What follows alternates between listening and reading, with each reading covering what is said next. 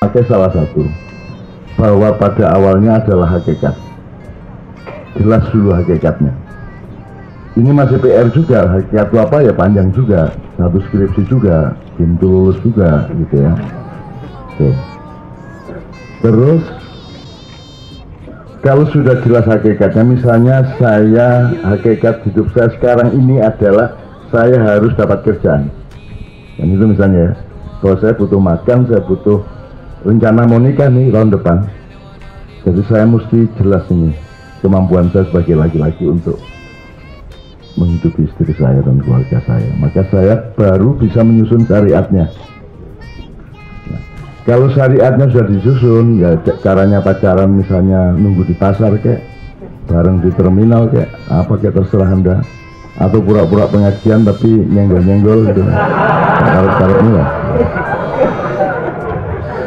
Saya ini makyahan padahal ya lah.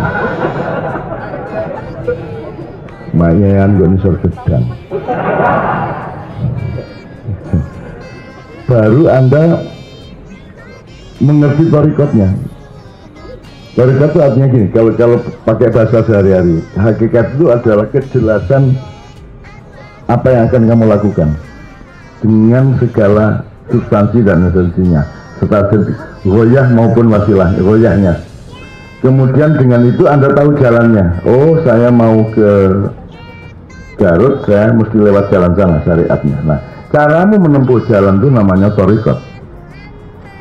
Tahap-tahap yang kamu capai di dalam menjalani torikot di syariat itu namanya ma'rifat-ma'rifat. Nah, kalau orang tidak jelas hakikatnya, dia tidak mengerti ma'rifatnya. Dia tidak akan mengerti sudah sampai di mana, sudah mencapai apa, dia tidak mengerti. Oleh karena itu Anda masing-masing harus mengambil keputusan untuk membuat urutan sendiri. Anda harus mandiri. Harus. Jadi semalam saya tanya di Tebu Ireng ya, ilmu itu mengutamakan, ilmu itu lahirnya terutama di dalam kemampuanmu menjawab atau kemampuanmu bertanya. Jawab Mas, Mbak. Kemampuan menjawab atau kemampuan bertanya? Kalau menjawab ini buah apa? Mangga, gampang. Tapi kalau untuk menemukan apa yang harus ditanyakan, apa yang perlu saya ketahui, apa yang saya harus kuat rahasianya, itu jauh lebih sukar daripada menjawab. Sementara di kampus Anda dibiasakan untuk ketemu sama jawaban-jawaban tanpa Anda pernah bertanya. Coba, lawes ya apa arek-arek. Jadi kalau ada dosen gini ya, teman-teman anakku ya gini terus, lo sing takon sinten gitu. Lo yang tanya siapa, Pak? Jadi kalau Anda agak gila sedikit kan dosen Anda stres ya. Gitu. Ya, itu yang masih oke. Jadi semua ini PR, semua ini masih pintu, belum, jadi masih babul ilmi, belum masuk ke Madinatul Ilmi. Oke. Saya akan minta tolong Mas Tias dari Jamparing ngasih sebentar lagi, tapi saya urut dulu. Jadi urutannya yang tadi saya tawarkan adalah hakikat, diperjelas dulu. Apa hakikat hidupmu hingga kamu tahu akan kemana, ya, hingga kamu kemudian mengetahui juga pilihan jalan yang akan kamu tempuh. Kemudian kamu juga menentukan mau pakai sepur, apa mau pakai kol, apa mau jalan kaki, apa mau naik sepeda. Anda menentukan torikohnya, bahkan cara berlalu lintasnya dan seterusnya. Baru Anda mencapai makrifat demi makrifat demi makrifat. Nah, makrifatnya apa? Anda tidak akan pernah bermakrifat tanpa Anda sendiri memiliki pertanyaan-pertanyaan yang kau simpan terus mengenai makrifat. Tuhan tidak ngasih tahu jawaban kepada Anda, Anda tidak bertanya kok. Nek dosen gampang, gak takut tidak dikei. Tapi kalau Allah enggak tanya kok. Itu ya, satu. Nah, yang gini, kemudian ini saya mencatat beberapa hal ya. Untuk menempuh itu semua, Anda sekarang kan berada pada katakanlah terminal tertentu sekarang ini. Umurmu 22, hidupmu sedang pada tahap ini, ya toh? Kemudian kamu akan ke sana dan seterusnya. Sekarang masalah yang harus dicari oleh Anda masing-masing adalah Anda ini fa'il apa juga maf'ul? Anda ini berjalan dengan inisiatif dan kemampuanmu sendiri ataukah Anda ini diperjalankan oleh subjek yang besar yang menguasai Anda? Subhanalladzi asra bi 'abdihi lailan. Anda ini asra atau kalau berjalan apa ya? Ya. Ya. Anda ini jalan sendiri apa diperjalankan? Harus jelas. Kalau saya ini berjalan dalam rangka diperjalankan juga boleh. Saya ini diperjalankan supaya berjalan juga boleh. Atau Anda cari kadarnya. Saya berjalannya berapa persen, saya diperjalankan berapa persen.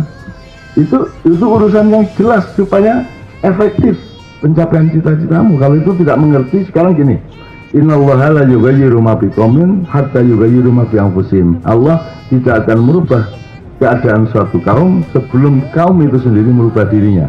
Pertanyaan saya, jadi perubah utamanya itu Allah apa kamu? Terserah, ya oke terserah. Saya enggak ngasih doktrin. Dipikir-pikir dulu. Pelaku utama perubahan itu Allah apa Anda? Pelaku utama itu artinya yang paling berfungsi benar, yang menjadikan yang dari kun fa yakun itu Anda apa Allah, kan gitu. Ya gambarannya gini deh, pakai kasus saja. Anda kawin, yang menjadikanmu hamil itu siapa? Lah suamimu? Suamimu lah enak tok dulu. Terus yang bikin hamil suamimu.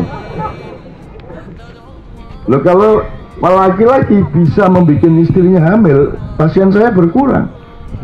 Karena pasien saya itu 30% adalah istri-istri yang tidak bisa hamil. Pasien saya itu maksudnya yang salaman mayan dulu. Sambil dekep bision saya belum hamil. Oh, jadi mau saya milih, gitu kan? Gimana gitu? Lah gimana pegawai kamu? Are. Kan itu kan kalau diterusin masih dialognya. Iya gitu are. Ada lagi saya bawa bayi masih 3 bulan, jam 2 malam setelah ma'iyahan berjam-jam, antri berdesakan bawa bayi. Saya mohon didoakan supaya hafal Quran. Lo bayi lo, bayi itu lo sudah dituntut hafal Quran. Orang sekarang itu cita-citanya tinggi sekali sampai gendeng. Jadi apa sih? Wong Kapolda aja nggak hafal Quran. Kapolri nggak hafal Quran. Menteri Agama sekarang coba. Menteri Agama yang sekarang. Amma yatasaalun. Apalagi? Tak akan nonton. Sebelum datang ke kampus ini Pak, sampai hafal juz aman enggak? Kalau enggak jangan masuk dulu. Apa ini? Upamanya. Bahwa Anda praktekkan itu urusan Anda. Jelas ya Mas ya? Oke. Jadi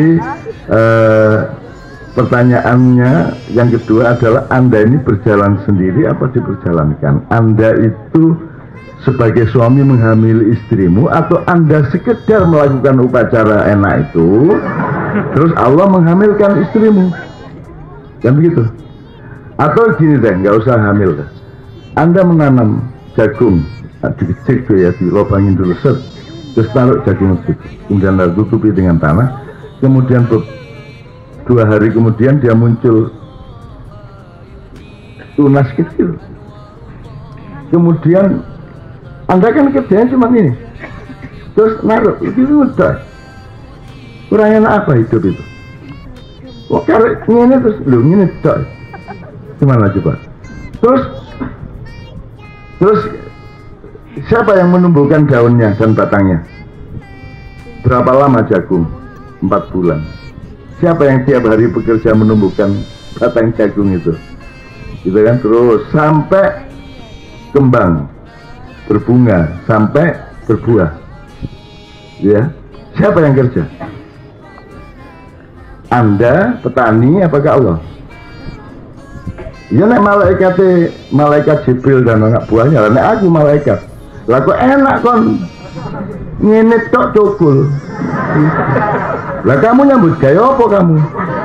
Itu untung malaikatnya tuh sabar, ikhlas. Nek aku dari malaikat petanda enak bisa gecit kok ae. Ngene tok cukul, enakmu dhewe. Gusti Allah kok dadi petani. Jelas ya Mas ya? Jadi sekarang pertanyaannya kembali yang ketiga. Siapakah perubah utama kehidupan manusia?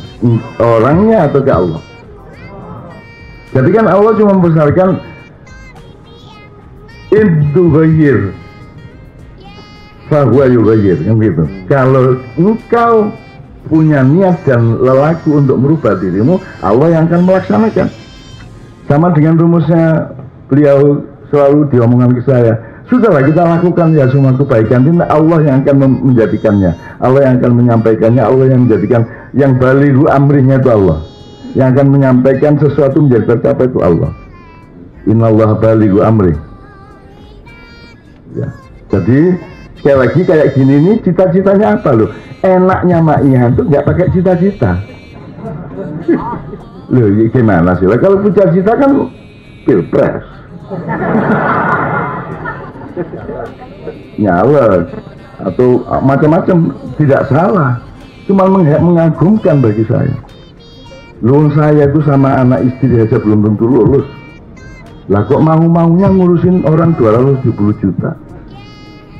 Itu nanti masuk akhiratnya kan lambat sekali, pengadilannya dawa.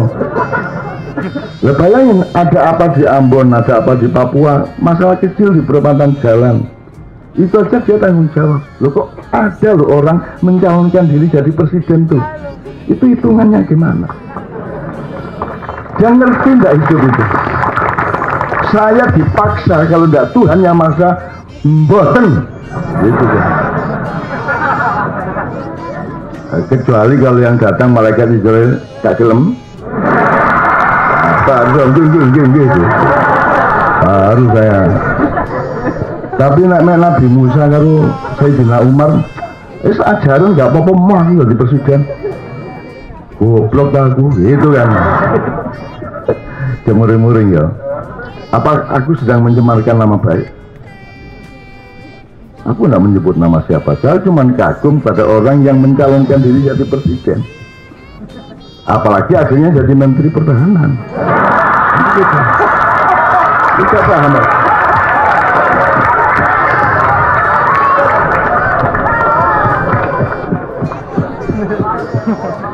Betul-betul akal sehat. Semua ilmuwan di dunia tidak bisa memahami. Oke, sekarang gini. Jadi teman sekalian, nanti kita teruskan dengan semedi rimbun semedi cinta. Ya, tapi Anda sudah mengerti bahwa Anda sedang di tengah perjalanan. Anda kan lailan ya. Subhanalladzi asra bi abdihi lailan. Hakikatnya Anda tidak ada, diadakan. Anda bayi digedein, kan gitu. Anda tidak bisa berjalan, dibikin bisa berjalan. Jadi hakikatnya adalah asra bi abdihi. Tapi itu lailan. You never know. You never know this, how much I love you, kan gitu. Gitu. Ibu sopo.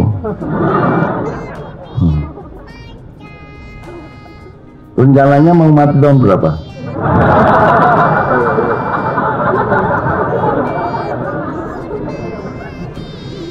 Bisa nggak dijawab?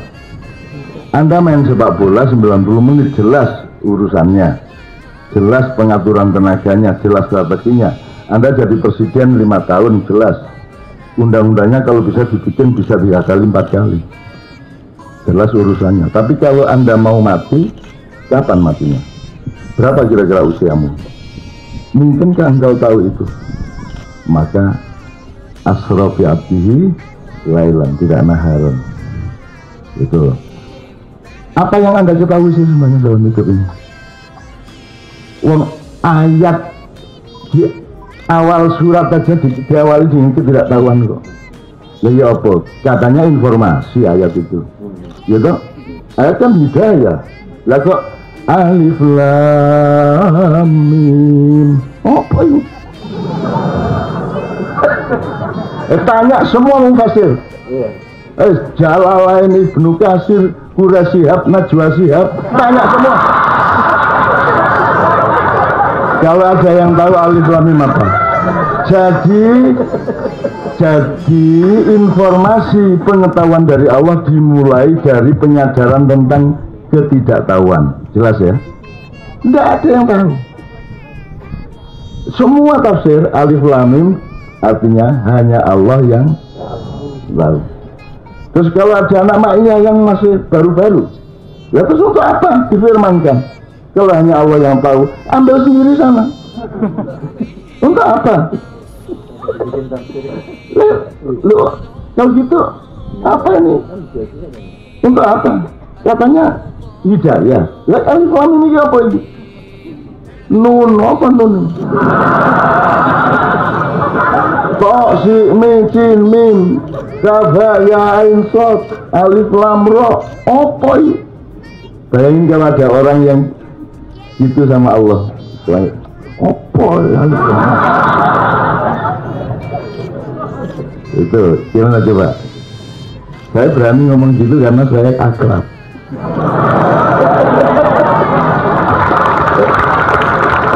Karena maknya bisa menjawab.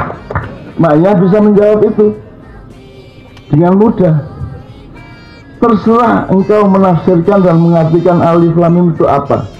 Syaratnya cuma satu, engkau menjadi lebih baik sebagai manusia, lebih cinta kepada Allah, lebih dekat kepada Rasulullah. Kan gitu. Sudah terserah artinya apa. Alif lam mim orang berdiri, nggak apa-apa. Alif orang berdiri, lam rukuk, mim sujud, biarin. Yang penting aku menjadi lebih dekat kepada Allah dan menjadi lebih cinta kepada sesama manusia, kan boleh. Itu namanya tadabbur. Kalau tafsir nggak bisa. Itu namanya tadabbur. Ya, bayangin. Kalau ilahun kan berdiri semua. Alif, lam, ha. Wadah, makanya disembah. Kan gitu ya. Gitu. Sampai huruf-hurufnya itu dipersiapkan sama Allah. Ya, Anda pikir bikinan orang Arab, tulisan Arab? Ayo ngomong, dengarku kan. Anda pikir tulisan Sunda bikinan orang Sunda? Emang orang Sunda yang bimbing siapa? Alamal insana ma lam ya'lam, tidak ada bikinan manusia. Enak aja ciptaan emang najib budayawan tadi. Bojone artis.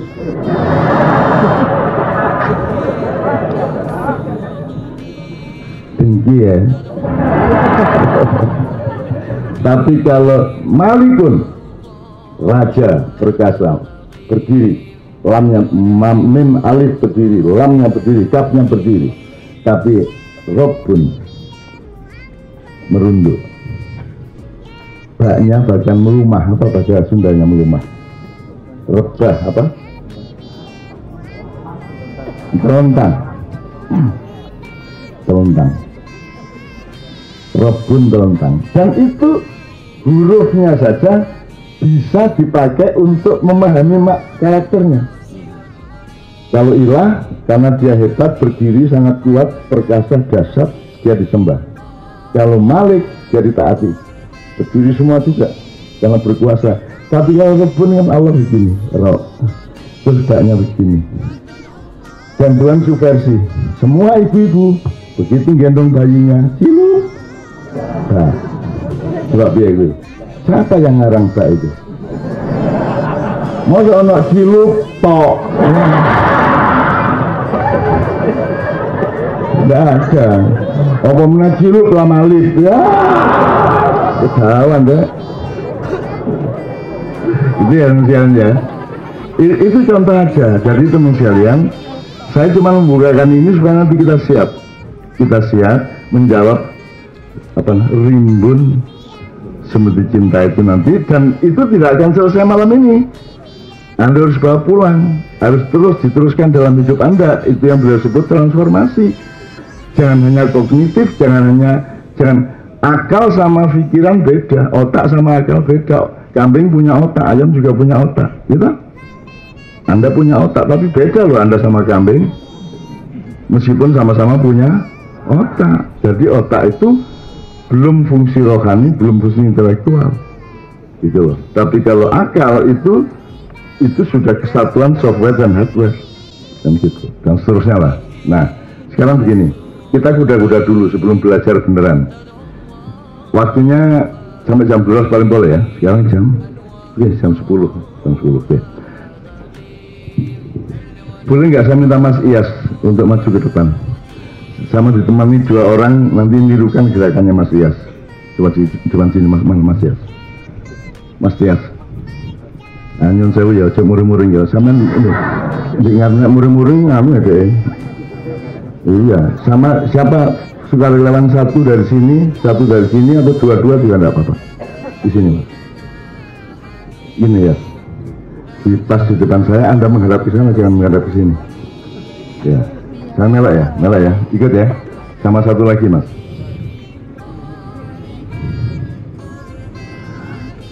Oke, nyun sewu. Al-Fatihah disebut apa? Ummul. Jadi dia adalah yang gendong kamu. Ya, ummul. Huruf ba tadi itu, tilu ba tadi. Jadi kalau orang silat itu yang paling dasar apa? Kuda-kuda. Jadi kuda-kudanya Al-Quran Al-Fatihah. Jadi kalau engkau sudah berdiri secara Al-Fatihah, maka semua jurus akan tertib, akan efektif, akan stabil. Jadi sekarang coba anda pahami, nyun sewu, Iyas di sini, yang satu di kiri kanannya menghadap ke sana semua, jejer. Ya, nyun sewu ya saya. Bismillahirrahmanirrahim. Pertama Ar-Rahman, kedua Ar-Rahim. Jadi orang berdiri, Iyas berdiri, membayangkan atau menghayati bahwa Anda ini sedang berpijak pada kasih sayang Allah yang Rahman maupun yang Rahim dengan 2 kaki. Jadi yang kanan itu Rahman, yang kiri Rahim, atau kemudian dikembangkan kaki itu Rahimnya, tangan itu kanan Rahmannya. Jadi Rahman itu cinta yang meluas, Rahim itu cinta yang mendalam. Kalau yang mendalam berarti kuda-kuda, dia adalah tancapan, afluha sabit ya. Tapi kalau tangan itu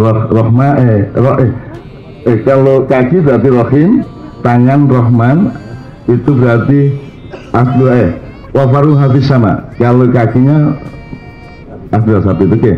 Jadi sekarang Mas Iyas berdiri bagaimana kalau Anda akan berlatih silat, berdiri biasa. Kemudian Bismillahirrahmanirrahim. Jadi tangan Anda pertama meluas ke kiri dan ke kanan.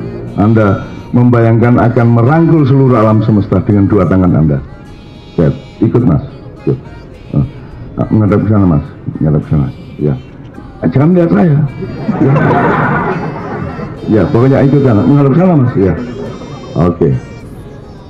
Ditirukan ya semua ya. Bismillahirrahmanirrahim. Ketika Rahman itu tangan Anda meluas ya, dengan atur nafas dan segala macam yang kompatibel dengan pose itu. Kemudian ketika Rahim, kaki Anda berkuda-kuda. Jadi kuda-kuda bisa dilatih dengan kaki tidak terlalu renggang dulu, kemudian merenggang juga bisa. Jadi sekarang ya sekali lagi berdiri biasa. Kemudian Bismillahirrahmanirrahim, tangannya meluas. Ar-Rahim, kaki cek. Nah, coba ciptakan gerakan kakinya yang jadi Bismillahirrahmanirrahim. Cek sudah Anda. Nah, Ar-Rahim ya. Oke. Terus sekarang ciptakan gerakan Alhamdulillahirabbil alamin, berarti Anda seperti mereguk seluruh limpahan rezeki Allah seluruh alam semesta al-aras ini. Alhamdulillahirabbil alamin. Dari tanganmu coba ciptakan tangan seolah engkau akan merangkul seluruh alam semesta, langit, bumi dan semuanya. Ya, oke. Alhamdulillahirabbil alamin. Terus kembali ke udah awal Ar-Rahmanir-Rahim, tangan dan kaki. Ya. Ya. Saya menawar dulu yang Alhamdulillahirabbil alamin itu Anda harus, saya tanya Ustaz, manusia kan ahsanut taqwim. Kalau Allah ditanya sebenarnya lebih luas mana manusia dan alam semesta? Dalam konteks tertentu manusia lebih luas. Oleh karena itu manusia bisa menelan alam semesta. Maka terbitlah cerita wayang, ya, di mana Semar itu menelan bumi, berhenti di perutnya. Kemudian kalau Togok itu berhenti di mulutnya sehingga sobek. Kalau Batara Guru itu bisa dikeluarkan dari anusnya. Itu ide bahwa manusia itu pengelola alam semesta ini ja'ilun fil ardi khalifah, kan gitu. Oke, Mas Iyas tolong diulang lagi dari Bismillahirrahmanirrahim terus Alhamdulillahirabbil alamin sampai Alhamdulillah bisa gitu ya. Nah silakan nanti terus semua diiramakan ya Mas ya. Ini supaya nanti di rumah Anda gitu, nanti anakmu top. Jadi sebelum malam pertama dilakukan,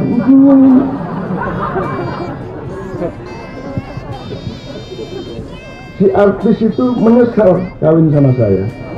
Tapi begitu saya kasih jurus kuda-kuda Al-Fatihah, wah iya gitu dia. Wah akhirnya sampai sekarang dia dalam kekhilafan itu dia kerasan. Ya masih asal ya diiramakan. Bismillahirrahmanirrahim ya. Bismillahirrahmanirrahim Alhamdulillahirabbil alamin. Terus Ar-Rahmanirrahim mengulangi lagi kuda-kuda Ar-Rahman tangan, Rahim kaki. Jadi sambil kita menciptakan. Ayo Mbak semua, Ibu bisa, Mas-mas semua. Bismillahirrahmanirrahim. Alhamdulillahirabbil alamin. Ar-Rahmanir-Rahim. Ya, terima kasih ya. Ya sudah puas dengan alhamdulillahnya. Kalau menurut saya, alhamdulillah Anda menghitung seluruh alam semesta. Ya. Lagi, Mbak.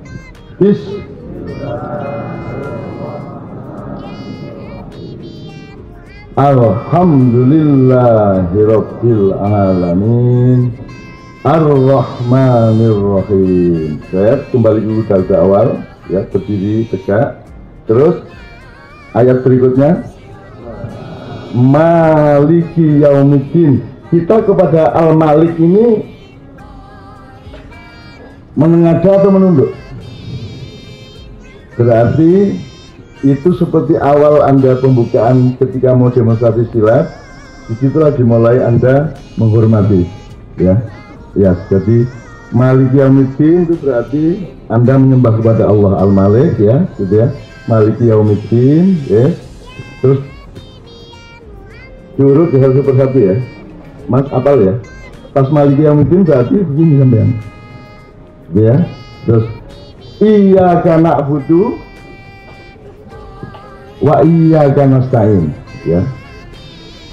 Itu kita menjalankan birokrasi akhlak kepada Allah. Kamu tidak akan diperkenankan untuk mendapatkan ihdinas siratal mustaqim kalau tidak kamu penuhi dulu Bismillahirrahmanirrahim, Alhamdulillahirabbil alamin, Ar-Rahmanirrahim, Maliki Yaumiddin. Kemudian Anda bersumpah iyyaka na'budu wa iyyaka nasta'in, baru Anda mendapatkan kemungkinan untuk siratal mustaqim. Begitu juga bersuami istri. Kamu puji-puji dulu istrimu, kamu yakinkan cintamu kepada dia, baru minta. Kodok mulai kantor ihdinas siratal mustaqim. Gimana hari-hari ini? Pakai akhlak Al-Fatihah. Ya, cuma ya, kamu jangan segan-segan temukanlah gerak dari Bismillahirrahmanirrahim sampai Maliki Yaumiddin, terus naik syukur iya karena udah yang lain diiringi oleh musik dari para jamaah. Yuk, 1, 2, 3. Bismillah.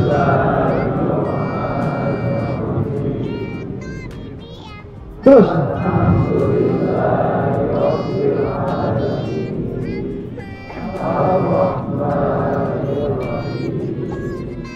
Maliki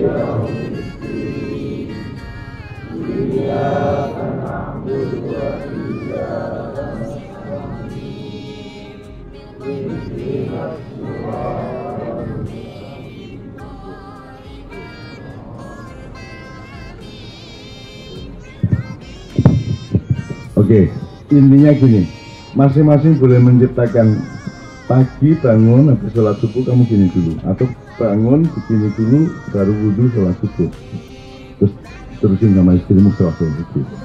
Yang sudah punya istri, yang tidak punya ya ke Indomaret.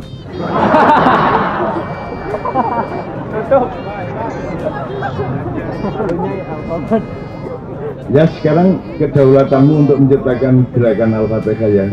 Kita kasih judulnya kuda-kuda Al-Fatihah. Kuda-kuda itu kira-kira bahasa Arabnya apa ya? Sikap dasar apa ya? Posisi dasar. Mauqiful Fatihah. Mauqiful Fatihah ya.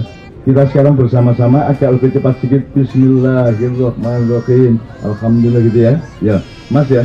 Sampai lihat ini sambil ditirukan, besok dilaksanakan. Dengan niat yang baik, gerakannya tidak terlalu bagus nggak apa-apa, tapi Allah terharu. Justru karena gerakannya jelek sekali ditonton, utamanya Allah maka malah makin terharu, gitu ya. Tapi kalau Mas Tias memang dia orangnya, dia pasti indah, pasti bagus ya. Coba Al-Fatihah sampai hayati sampai waladhdallin, amin. Bismillah. Yo, semua dihayati, semua dipikirkan, dipahami maknanya. Yo, Bismillah.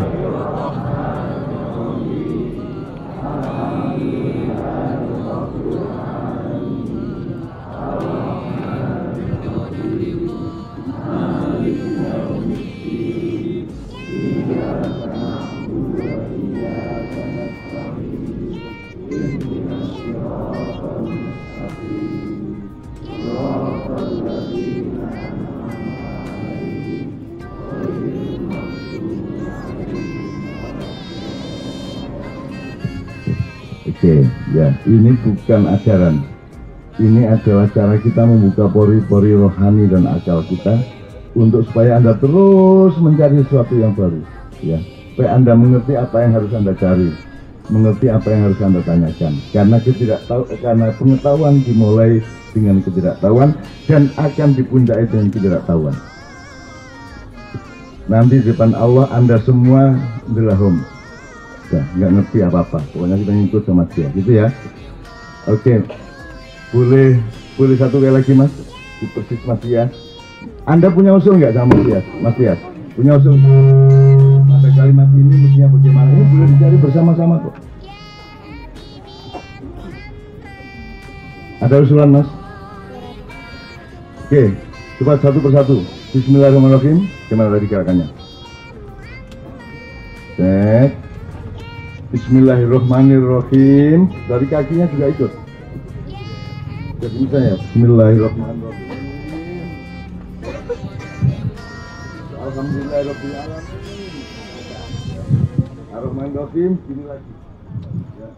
Terus Maliki yaumiddin baru gini kan. Ya. Tuh, terus